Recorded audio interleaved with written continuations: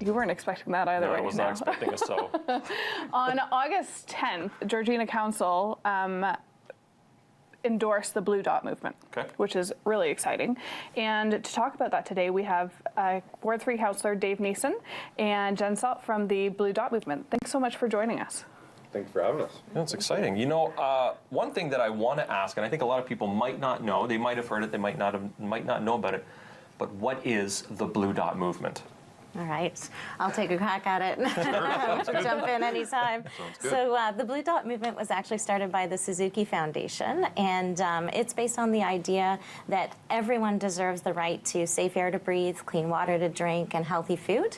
And Blue Dot is a bunch of ordinary people across the country working with communities, provinces, and ENGOL working with the federal government to enshrine environmental rights at every level of government. And it's interesting that it came right to our front door, like our government, and that's where Dave Neeson comes in, because how did Georgina become involved in this? Sure. So it's interesting. We've spoken about Georgina in the past as sort of we want to sort of have a progressive government for the citizens, reflecting kind of Georgina as a whole, in that we're a very progressive community, and certainly we're home to Lake Simcoe, which is very important. Arguably to everybody here in Georgina. So we, through one of our committees, which is the Environmental Action Committee, which I sit on, which is a committee group of citizens, but a committee of council nonetheless. We worked very hard looking at sort of how we could apply the Blue Dot lens in terms of decision making that we do at council.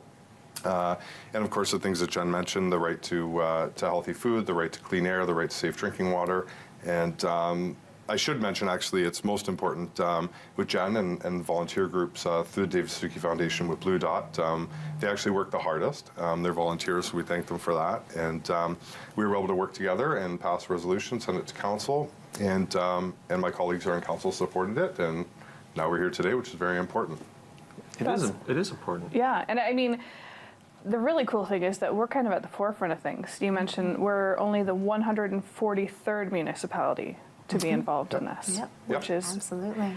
And the end goal is the Canadian Constitution. So the concept is that to get communities across Canada to endorse environmental rights and sign declarations supporting environmental rights. And part of that is encouraging the provincial governments and then the federal government to do the same. So it's fantastic that Georgina has been on the forefront of that, and a huge thank you to Councillor Neeson and Mayor Margaret and Council for making it happen here in Georgina. That's a huge move, and already you can see the effects of that with the provincial government agreeing to open the Ontario Environmental Bill of Rights for public to comment on it. So we have that open just until November. We already have 12,000 comments into that, and you can really see the momentum going and trying to get as much support for improving the Ontario Bill of Rights as well. So it was written in the 90s. It was great at the time, but things have evolved quite a bit since then. And at the provincial level, we have the right to know about environmental concerns, but not the kind of stated right to be protected from them. So it's really important that as many people as possible kind of raise their hands and have their voice heard, that we need to strengthen environmental rights at the provincial level. So that's open right now at davidsuzuki.org. And then the end goal, when we have enough provinces on board, is actually the Canadian Constitution. So the end goal is to have environmental rights enshrined in the Canadian Constitution. And the Constitution really is a reflection of a country's priorities, and having environmental rights explicitly stated there.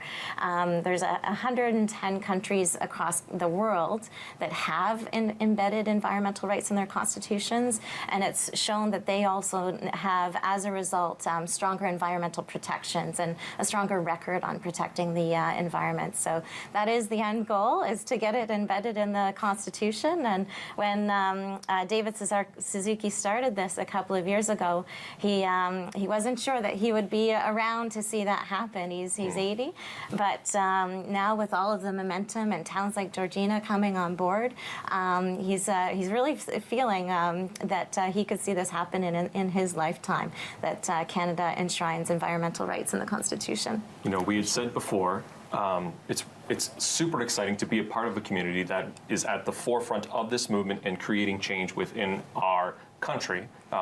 So it's almost like the physical embodiment, and Dave, I know that I said this to you before, was that it's think locally, act globally. What a perfect way to really take that tagline and apply it to what's going to happen in the future with every community across Canada, changing the Constitution, and then the world. Yeah. Absolutely.